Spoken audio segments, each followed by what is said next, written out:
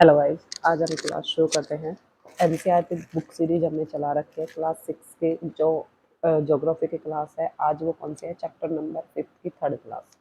Okay, इससे पहले हम कौन कौन से पढ़ चुके हैं? हाइड्रोस्फीयर के बारे में पढ़ चुके हैं, लिथोस्फीयर के बारे में पढ़ चुके हैं। अब हम पढ़ेंगे एटमॉस्फेयर। जो अर्थ डोमेन है 4 हमने देखा था, उसमें हमारा जो आज का है वो कौन सा टॉपिक है? Atmosphere. The earth is surrounded by the layer of gases called the atmosphere. तो आपको ये भी पता चलेगा व्हाट इज कॉल्ड एटमॉस्फेयर। तो जो एक ऐसा एरिया अर्थ का जो सराउंडेड है किससे? Layer of gases, that is called atmosphere. Okay, this thin blanket of air is integral and important aspect of the planet। अब देखिए, एक ब्लैंकेट है जो चादर है एयर की, वो ठीक है, इम्पोर्टेंट है, इंटीग्रल है, मतलब काफी महत्वपूर्ण है हमारे लिए। किसके लिए? प्लेनेट, जो भी अर्थ पे जितना भी सर्वाइव करता है उसके लिए एटमोस्फेयर ज्यादा इंपॉर्टेंट है। It provide us with us air we breathe and protect us from the harmful effect of the sun rays. अब क्या क्या प्रोवाइड करवाता है? सबसे पहले तो हमें एयर प्रोवाइड करता है इस एरिया में, ठीक है, जो किसके, जो जिससे हम सांस लेते हैं। और उसके बाद क्या करते हैं? हार्मफुल जो सन रेज की इफेक्ट वो होते हैं, सन रेज की इफेक्ट होता है, उससे हमें क्या बचा? हमें प्रोटेक्ट करता है। कौन सी? जो सन से आने वाले हार्मफुल जो उसकी रेज है उनसे, जैसे आपने सुना होगा पैराबैंगनी अल्ट्रावायलेट रेज, ठीक है। The atmosphere extend up to the height of the about 1600 kilometre. अब देखिए कहाँ तक है ये। देखिए, ये मान लो यहाँ से अर्थ की जो लेयर है वो हमने मान ली, ठीक है। उससे आप जाओगे हाइट की साइड तो कितना है? 1600 किलोमीटर तक। The atmosphere is divide into 5 layer based on the composition temperature. अब जो हमारा एटमोस्फेयर है वो किस में डिवाइड है?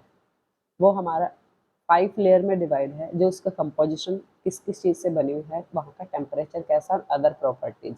दिस देखिए, ये आपको दिखाई दे रहा है। सबसे पहले लेयर कौन सी आती है भाई? हमारे ट्रोपोस्फेयर है। सेकंड कौन सी आएगी? स्ट्रेटोस्फेयर है।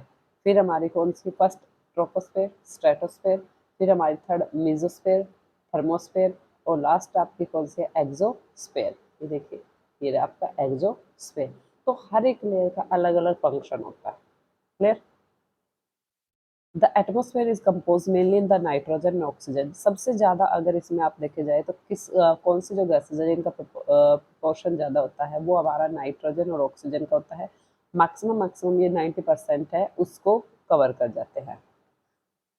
नाइट्रोजन है, उसका परसेंट कितना है? 78% है, काफी बार क्वेश्चन पेपर में पूछा हुआ क्वेश्चन है। और ऑक्सीजन है वो कितना है आपका? 21% है।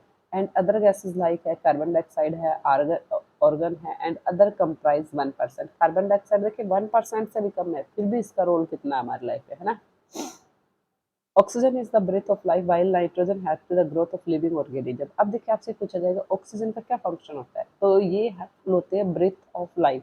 हम जो सांस लेते हैं ना, जिंदा रहने की, उसमें हेल्प करते हैं। नाइट्रोजन क्या हेल्प करते हैं? नाइट्रोजन हेल्प करते हैं जितने भी ऑर्गेनिज्म है उनकी ग्रोथ में। कार्बन डाइऑक्साइड दो present in minute amount, minute amount, बिल्कुल थोड़ी सी है। It important as absorb heat radiate by the earth. अब उसके साथ साथ क्या करती है? अब्जॉर्व करती है हीट, किससे? रेडिएट बाय द अर्थ। जितनी भी अर्थ के द्वारा जो रेडिएट छोड़ी जाती है उसको अब्जॉर्व करती है। Thereby keeping on the planet गर्म, और इसी वजह से क्या करते हैं? ये प्लैनेट को वार्म रखते हैं, गर्म रखते हैं। It is also essential for the growth of planet, और इसी वजह से क्या है? जितने भी प्लांट्स होते हैं उनकी ग्रोथ के लिए क्या है? हेल्पफुल है। कौन सी? Carbon dioxide. और ग्रोथ के लिए कौन सी है? नाइट्रोजन की है।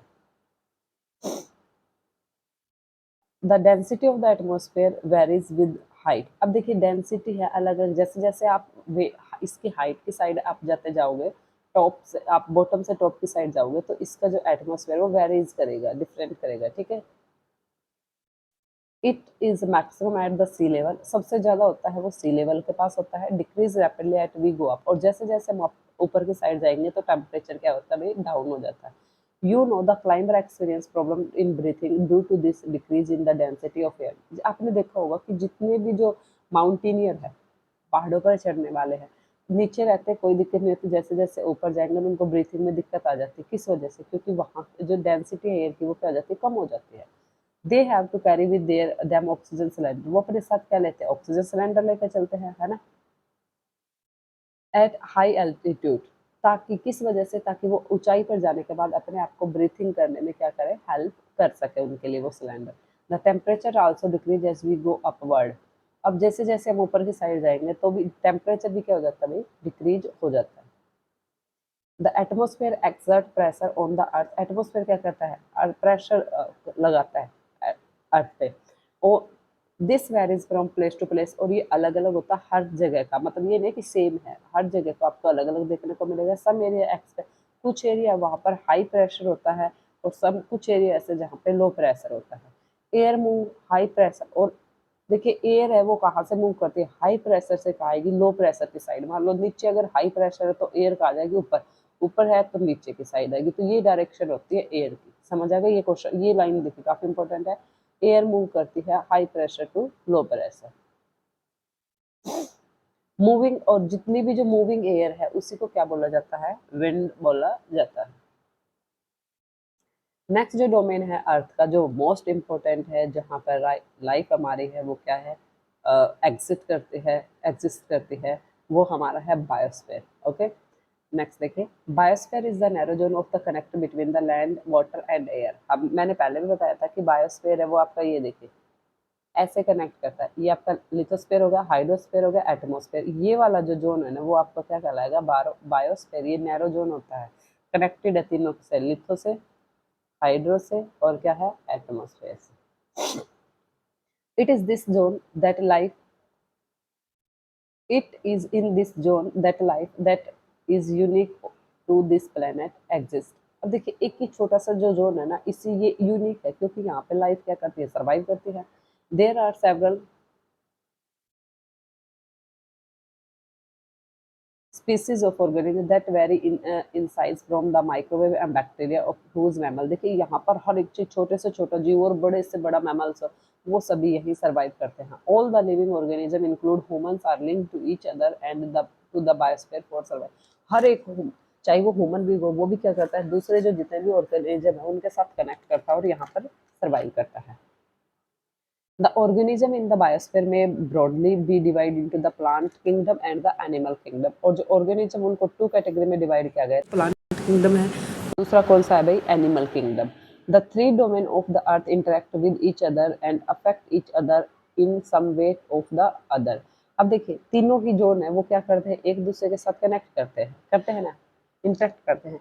वो हर एक दूसरे को क्या करते हैं, इफेक्ट करते हैं, चाहे वो ज्यादा करे या फिर कम करे। For example, cutting of forests is fulfill our need of woods, or cleaning lands for agriculture may lead to fast removal of soil from slope. Similarly, the earth's surface may be changed due to the natural calamities like the earthquake. For example, there could be submergence of land. अब देखिए आपने देखा कई बार हम cutting कर देते हैं पेड़ों की, उससे क्या होता है, हमारी जो नीड्स होती है वो फुलफिल होती है, वुड मिल जाती है एग्रीकल्चर, लेकिन उसके साथ साथ क्या, सॉइल इरोजन भी तो होता है ना।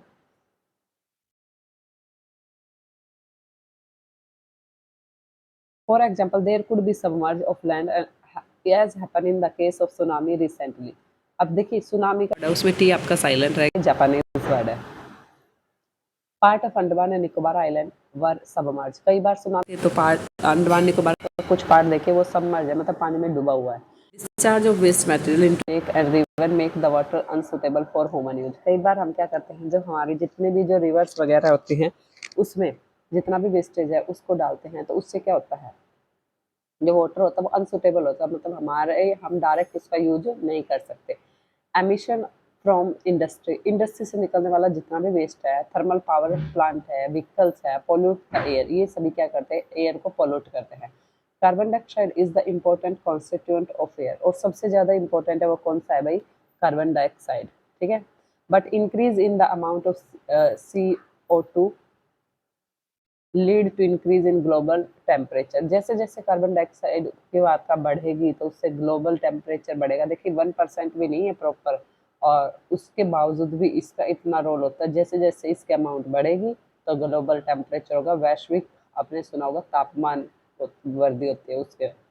This is term is global warming, और इसको हम कहते हैं ग्लोबल वार्मिंग। तो ग्लोबल वार्मिंग क्या होती है, जैसे जैसे CO2 की जो क्वांटिटी है वो बढ़ेगी, उससे जो ग्लोबल टेम्परेचर बढ़ेगा उसको हम बोलते हैं global warming. There is this need to limit the use of sources of the earth and maintain the balance of nature between the domain of the lithosphere, atmosphere and hydrosphere. अब देखिए there is the need to limit the use. अब हमारे पास क्या भी जितने भी हमारे पास resources है उनका हमें क्या करना है, लिमिट में रह के यूज करना है, ठीक है, जो हमारे अर्थ के जो बैलेंस है उसको बना के रख सके। और एक जो हमारे तीनों ही जोन है, मतलब चारों इंटरेक्टेड है, तो तीन जो आपस में मिलते हैं उनके लिए भी जो बैलेंस है वो बना रहे। ओके, अब हम देखते हैं एक्सरसाइज। देखिए exercise first, what are the major domain of the earth. कौन कौन से भाई मेजर डोमेन आपको बताया था, हाइड्रोस्फेयर, लिथोस्फेयर, एटमॉस्फेयर और biosphere. Name the major continent of the earth. 7 continent है ना, Asia, Europe, Africa, North America, South America, Australia, Antarctica.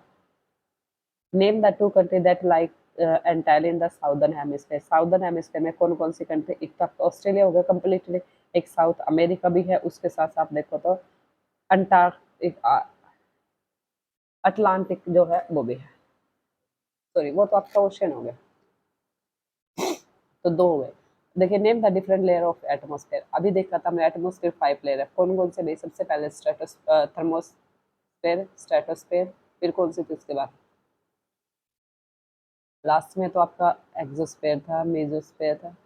एक सेकेंड, 5 लेयर है आपकी। देखिए stratosphere, troposphere, stratosphere, mesosphere, thermosphere और एक्सोस्फेयर, 5 लेयर हो गए। नेक्स्ट देखिए, फिर आ गया अर्थ को ब्लू प्लेनेट क्यों बोला जाता है, तो एक्सेस ऑफ वाटर।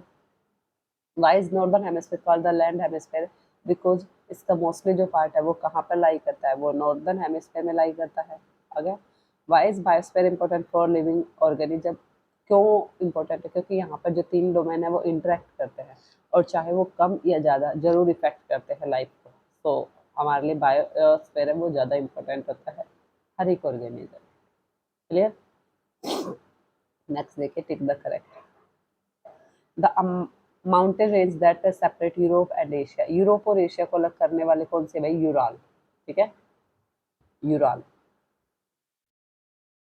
और इस इनको दोनों को कंबाइन करके क्या बोला जाता है, Eurasia. The continent of north America is link south America. तो देखिए जो हमारा नॉर्थ अमेरिका और साउथ अमेरिका कनेक्ट है, दोनों कॉन्टिनेंट, वो किसके साथ है, एन इस्थमस, ठीक है। जो लैंड एरिया को जोड़ते हैं उसको इस्थमस बोला जाता है, जो वाटर बॉडीज को जोड़ते हैं उसको स्ट्रेट बोला जाता है। तो पाकिस्तान, श्रीलंका और इंडिया जिससे कनेक्टेड है वो स्ट्रेट है, पाक स्ट्रेट जिसको बोला जाता है। The major constituent of atmosphere by percent is. तो सबसे ज्यादा किसका है भाई, नाइट्रोजन का कितना है, 78% है, ठीक है। ऑक्सीजन का कितना है, 21%। कार्बन डाइऑक्साइड का कितना है, वैसे तो 0.03 है। The domain of earth consisting of solid rock. Solid rock किसमें है, लिथोस्फेयर में। सॉलिड पोर्शन तो लिथोस्फेयर का ही होता है। Which is the largest continent, सबसे बड़ा कौन सा है, तो एशिया आपका सबसे बड़ा है। नेक्स्ट देखिए, fill in the blank. The deepest point of the earth dash is a Pacific Ocean. सबसे पैसिफिक ओशन सबसे डीपेस्ट पॉइंट कौन सा है, मैरियाना ट्रेंच है ना। The dash ocean is named after a country. तो कौन सा, इंडियन ओशन है जो इंडिया के नाम पे है।